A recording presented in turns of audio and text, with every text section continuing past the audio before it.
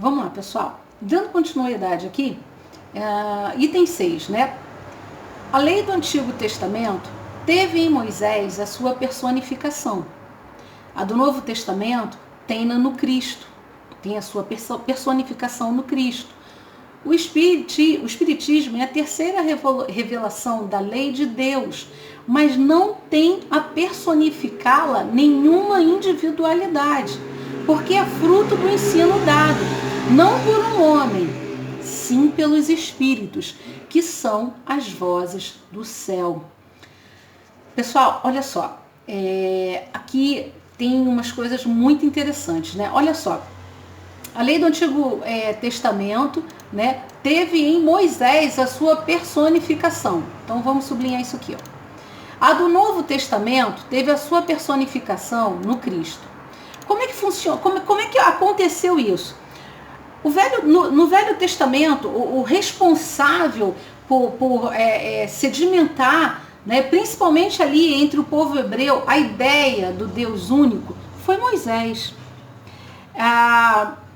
O Antigo Testamento, as leis, os profetas, Moisés os reuniu, né? Moisés reuniu todo aquele conhecimento existente até então e criou as leis divinas. Nós já vimos, nesses estudos que vem acontecendo às quartas-feiras, ao longo do último mês, nós vimos que parte dessas leis são leis civis. Moisés trouxe leis civis para conseguir organizar socialmente, né, como aquele povo ia se comportar. Fala-se em mais de 400 mil hebreus naquele êxodo, naquela saída do Egito. Então, parte das leis são leis civis. E aí a gente viu também a necessidade que Moisés teve para que eles pensassem em obedecer aquelas leis, a necessidade de dizer que elas eram divinas. E tem as leis de Deus, as realmente divinas, que são imutáveis, intransponíveis, né? Elas não vão se modificar ao longo nem do tempo, nem do espaço, nem das regiões. Elas são universais. Nós vimos isso já também nos últimos estudos. Então, o Antigo Testamento teve uma pessoa, a pessoa de Moisés, como personificação do Antigo Testamento. A do Novo Testamento, e aí a gente pode dizer o que o Antigo Testamento trouxe para a gente. O Antigo Testamento trouxe para a gente a ideia e a necessidade de justiça. O caminho para Deus aqui no planeta Terra, eu acredito que a gente pode imaginar da seguinte maneira: a gente precisa seguir por uma estrada. E essa estrada é muito difícil, ela tem muitas pedras, né? É muito difícil, é como se ela passa por montanhas, por vales, né? E aí o que Moisés fez? Moisés precisou sedimentar uma estrada. Ele através das leis, inclusive as civis, que vieram trazer uma ideia de justiça, né? Ele sedimentou uma estrada por onde ficava melhor, a caminhada ficava mais fácil. Quando você não tinha que se preocupar com questões muito básicas de justiça, porque às vezes porque um xingou o outro, aí a família do que foi xingado queria matar a família toda do que xingou. E aí eles deixavam de se preocupar com as coisas divinas, se preocupando com vingança, com uma justiça feita pelas próprias mãos. Então, o que Moisés, parte dessas leis civis que Moisés trouxe, vieram sedimentar uma estrada, pavimentar uma espécie de justiça que fazia com que tornava as relações entre os homens e entre os povos ali, né, as tribos de Israel, as 13 tribos de Israel, os 13 filhos de Israel, tornava essas relações melhores. E quando eles não tinham que estar se preocupando com essa guerra que acontecia entre eles, ficava mais fácil se dedicar às coisas de Deus. Então, o Antigo Testamento teve em Moisés a sua personificação e tem a palavra-chave justiça, uma espécie de justiça que se fazia necessária. A do Novo Testamento, conforme a gente está vendo aqui, né, tem no Cristo a sua personificação. E qual é a palavra-chave? Eu vou dar 3 segundos, né, para vocês me dizerem qual é a palavra-chave que personifica. Personificar foi Cristo, mas qual é a palavra-chave que vem junto com Cristo, com Jesus?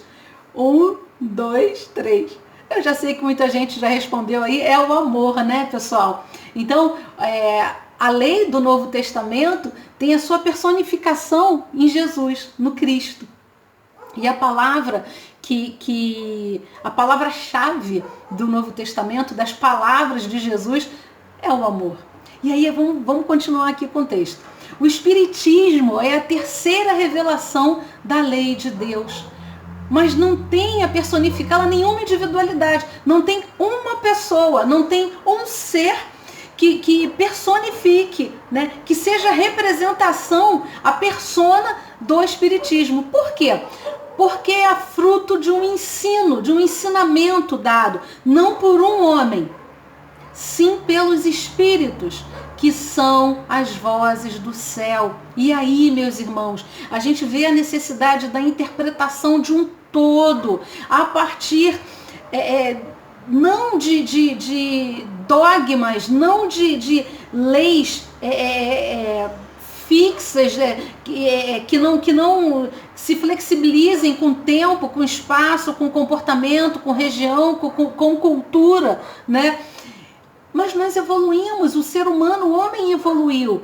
E essa evolução já permite que o nosso, e isso, pelo amor de Deus, tenhamos isso em mente, isso já permite, você vê, Moisés, precisava seguir Moisés, depois Cristo, precisávamos seguir aquela pessoa, o povo, a humanidade naquele momento precisava de pessoas, a dificuldade da nossa fé fazia com que a gente precisasse ter um modelo vivo ali na nossa frente. Nós já evoluímos. A ciência permitiu essa evolução, a ciência permitiu comprovações que não eram possíveis anteriormente. Então a gente já não precisa seguir mas sim seguir uma ideia. Seguir um ensinamento, que é uma coisa muito mais ampla. É fruto de um ensinamento. O Espiritismo é fruto de um ensinamento dado não por um, mas por vários espíritos, que são vozes do céu. Essa relação de quem nós verdadeiramente somos, a própria ciência hoje já comprova que nós não somos só esse corpo, que não acaba tudo. Isso é fantástico, já tem equipamentos para ler a aura. E isso é muito legal. Então, isso demonstra também como Deus realmente quer que nós pensemos, não individualmente, mas como um todo, sabe? Todos trabalhando juntos, o plano espiritual trabalhando com o plano material, eu trabalhando com meu irmão, não importa se meu irmão está aqui dentro da minha casa, ou está num outro país, ou está ali precisando de ajuda num outro bairro. De alguma forma a gente precisa entender que nós estamos todos integrados. E essa integração é divina, porque o que Deus quis com o Espiritismo, o que Jesus quis com o Espiritismo, é que nós entendamos essa necessidade da integração e que nós não estamos sozinhos. Não há como evoluir sozinho. A nossa evolução está ligada à evolução dos nossos irmãos. Eu não estou dizendo, é claro, a responsabilidade, o avanço, isso sim, é individual. Eu não posso receber ajuda assim, de uma maneira, não, ora por mim e tudo vai se resolver para mim. Não, essa mudança é minha, interna, pessoal, íntima.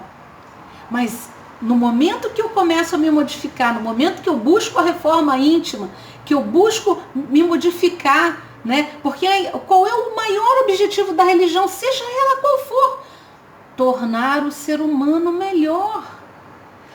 E a partir do momento que eu percebo essa necessidade, é inevitável que eu vá buscar o meu irmão, porque o Espiritismo como uma chave, né, para entendimento e de conhecimento, e Moisés com a justiça e o conhecimento, né? Esse conhecimento de integração dos planos, eles são apenas ferramentas para que nós possamos entender, aprender e viver muito melhor o amor que foi personificado em Jesus. Esse é o caminho. O amor é o caminho. Eu vou encerrar o bloco para a gente ver se tem dúvidas, pessoal. Até daqui a pouco.